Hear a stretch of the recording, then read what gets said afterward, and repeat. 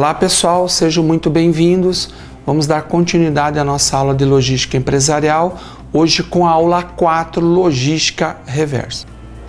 Pensando então na cadeia de suprimentos, a cadeia de suprimentos ela é formada por fluxo. E a origem desses fluxos parte então do consumidor final até o fornecedor de segunda camada. Nós denominamos isso de fluxo material. A partir do fornecedor de segunda camada, então a movimentação até o consumidor final, nós chamamos isso de fluxo de material ou fluxo físico. E eu tenho a partir então do consumidor final, passando por toda a cadeia, chegando até o fornecedor de segunda camada, nós temos o fluxo financeiro. Dentre todos esses processos, então, dentro do macroprocesso, pensando em abastecimento, manufatura e distribuição, surge um novo fluxo. Esse fluxo é denominado de logística reversa. Então, eu tenho o fluxo logístico dentro da cadeia, conforme nós vimos aqui no quadro. Então, parte-se do consumidor o fluxo de informação, chegando até o fornecedor. Do fornecedor parte-se o fluxo de material, chegando até o consumidor. E do consumidor nasce o fluxo físico. Tudo isso eu vou agregar valor à minha cadeia. Então, que fluxos de informação, fluxo físico e fluxo financeiro são esses? São os fluxos das matérias-primas e insumos, voltada principalmente entre o ciclo do fornecedor e o fabricante. Eu tenho um ciclo próprio, que é o ciclo da manufatura, então os fluxos de informação físico ou material para os produtos em processos. A partir daí, se eu tenho um ciclo entre o fabricante, os meus pontos de venda, então a minha logística de distribuição voltados para produtos acabados.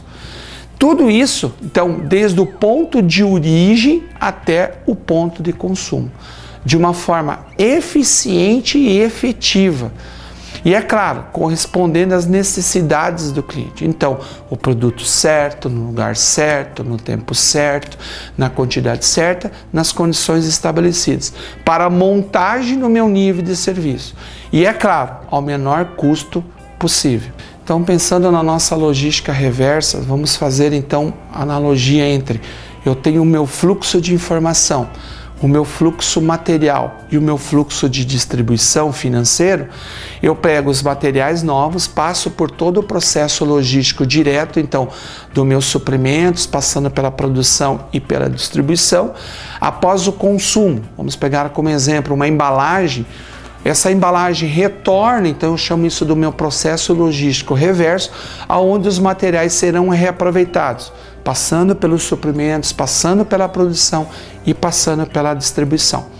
Conforme a gente vê aqui no nosso quadro, então meu processo logístico reverso. Eu faço a coleta desse material, eu embalo mesmo e faço a expedição disso. Em alguns casos ele vai retornar ao fornecedor. Vamos pegar como exemplo vasilhames de refrigerantes. Eu faço a expedição para um revendedor. Então, vamos pegar como exemplo um celular, um equipamento de computação, um computador, um teclado. Em alguns casos, eu faço a expedição por recondicionamento. Vamos pegar como exemplo um amortecedor de um carro. Em alguns casos, eu posso fazer a reciclagem. Vamos pegar uma embalagem, PET como exemplo. Se isso não for possível, retornar ao fornecedor, voltar ao revendedor, voltar ao recondicionamento e reciclagem, eu faço o descarte desse material. Tudo isso vai formar a minha logística reversa, que hoje é um fato muito importante, principalmente para alguns tipos de empresa. Pessoal, hoje termina a nossa disciplina de logística empresarial.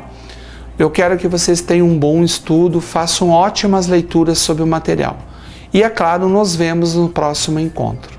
Muito obrigado e até mais.